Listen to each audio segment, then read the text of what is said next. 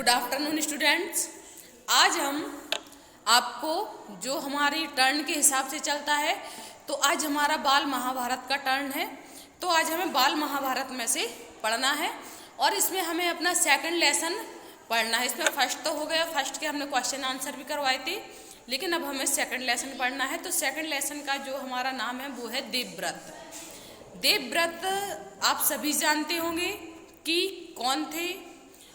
तो देवव्रत को हम भीष्म पितामह के नाम से भी जानते हैं। जिन्हें जानकारी नहीं है तो वो एक बार देख लो।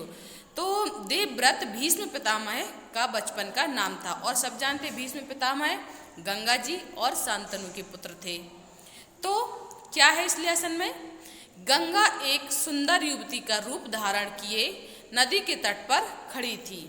गंगा कौन? गंगा माता। तो वो एक सुंदर रूप धारण किए नदी के तट पर खड़ी हुई थी। उनके सौंदर्य और नवयौवन ने राजा शांतनु को मोह लिया। मतलब उनका जो सुंदर रूप था उसको देख करके राजा शांतनु मोहित हो गए। गंगा बोली, राजन, गंगा ने मतलब क्या कहा कि राजन आपकी पत्नी होना मुझे स्वीकार है। तो मतलब ये शांतनु ने उनके सामने प्रस्ताव रखा होगा कि आप हमारी पत्नी बनेंगी। तो उस पर राजा शांतनु ने उन्हें मतलब कहा होगा, जब प्रस्ताव रखा हुआ तो गंगा ने कहा कि मुझे आपकी पत्नी बनना स्वीकार है, पर इससे पहले आपको मेरी शर्तें माननी होंगी। क्या आप मानेंगे? तो राजा ने कहा अवश्य। राजा शांतनु ने गंगा की सारी शर्तें मान ली। तो राजा शांतनु जो थे उन्होंने गंगा की सारी बातें मान ली और वचन दिया कि वह उनका पूर्ण रूप से पालन करेंगे। और मतलब उन्होंने गंगा जी को ये वचन दिया कि वह उनका पूर्ण रूप से पालन करेंगे उनकी शर्तों का। तो राजा ने कहा कि ठीक है, मैं आपकी सारी शर्तें स्वीकार करूंगा, इसके बदले में आपको मेरी पत्नी बनना होगा। तो वो मतलब सहमत हो गई। समय पाकर गंगा से शांतनु के कई तेजस्वी पुत्र हुए। मतलब जैसे समय गुजरा तो समय के अनुसार शांतनु और गंगा के कई तेजस्वी पुत्र हुए, परंतु गंगा ने उनको जीने नहीं दिया। किसने नहीं जीने दिया? गंगा ने। किनको? शांतनु और गंगा के पुत्रों को। बच्चे के पैदा होते ही वह उसे नदी की बहती हुई धारा में फेंक देती थी। कौन फेंक देती थी? गंगा फेंक देती थी। किसको? अपने और शांतनु के पुत्रों को। और फिर हंसती मुस्कुराती राजा शांतनु के महल में आ जाती थी। अज्ञात सुंदरी के इस व्यवहार से राजा शांतनु चकित रह जाते। मतलब राजा शांतनु को ये पता नहीं था कि ये गंगा माँ है, मतलब जो कि एक नदी के रूप में बहती हैं। तो वो एक उनके लिए अज्ञात सुंदरी थी। उनकी सुंदरता को देखकर राजा शांतनु ने उनसे विवाह किया था। तो यहाँ पे अज्ञात सुंदरी के इस व्यवहार से राजा शांतनु चकित रह जाते हैं। उनके आश्चर्य और क्षोभ का पारावार न रहता है। मतलब वो आश्चर्यचकित इसलिए रह जाते हैं कि ऐसी कौन सी माँ है कि मतलब जो अपने जीवित पुत्रों को नदी में बहा देती है। इस कारण मतलब ये था कि वो चकित रह जाते। उनके आश्चर्य और क्षोभ का पारावार न, मतलब वो आश्चर्य और चकित थे। शांतनु वचन दे चुके थे। मतलब जो शांतनु थे उन्होंने जब शादी के पहले वचन दिया था गंगा माँ को कि हम आपकी सारी शर्तों को मानेंगे, तो वो उन शर्तों और वचनों से बंधे हुए थे। इस कारण वे मन महसूस कर रह जाते, मतलब अपने मन को दबाकर रुक जाते थे। 7 बच्चों को गंगा ने इसी भांति नदी की धारा में बहा दिया। मतलब जो गंगा के 7 पुत्र थे उन्होंने मतलब गंगा ने उन 7 पुत्रों को नदी की धारा में बहा दिया। 8वां बच्चा पैदा हुआ।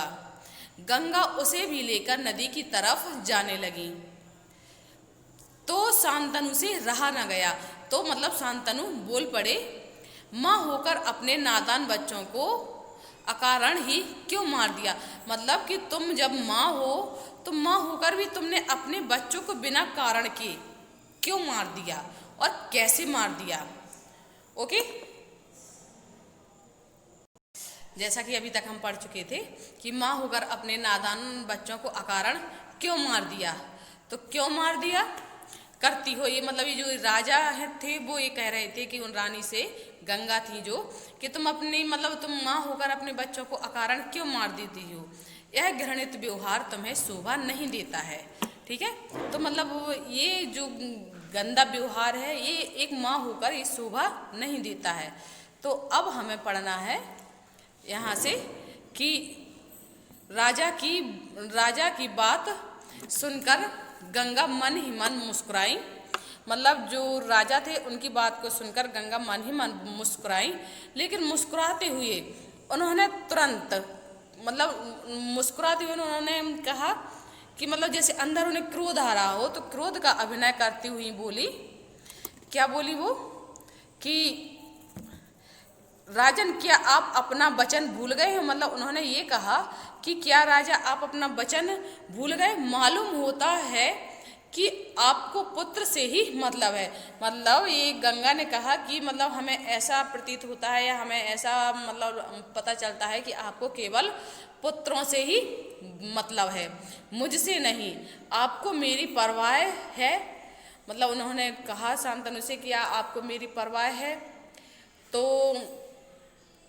उन्होंने फिर क्या कहा शांतनु ने, ठीक है पर शर्त के अनुसार मैं अब नहीं ठहर सकती। मतलब जो गंगा माँ और शांतनु के बीच में शर्त हुई थी, तो उन्होंने कहा कि मतलब कि आपने उस शर्त को तोड़ दिया है, तो मतलब मैं अब मतलब यहाँ पे नहीं रुक सकती हूँ। हाँ, आपके पुत्र को मैं नदी में नहीं फेंकूंगी।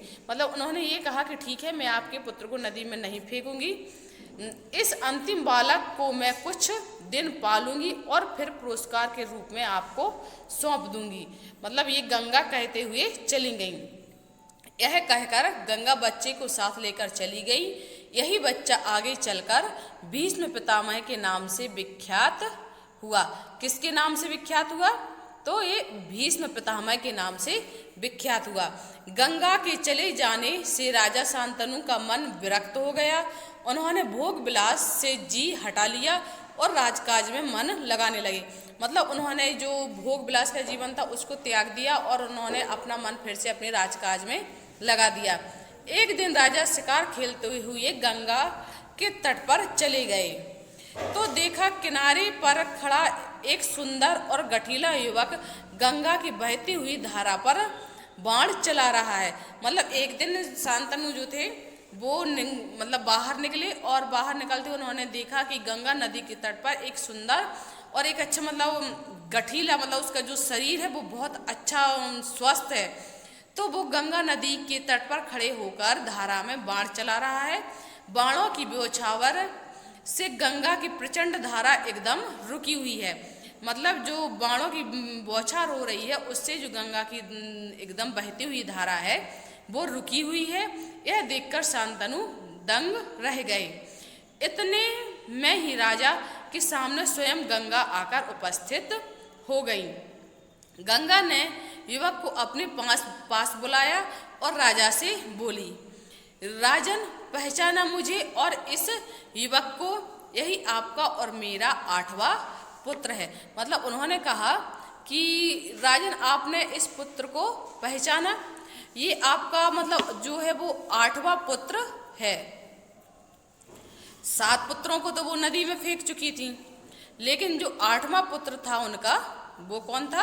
देवव्रत, जो कि आगे चलकर भीष्म पितामह के नाम से हुए। तो ये किस नंबर के थे?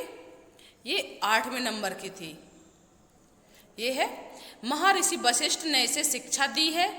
शास्त्र ज्ञान में शुक्राचार्य और रण कौशल में परशुराम से ही इसका मुकाबला, मतलब परशुराम ही इसका मुकाबला कर सकते हैं।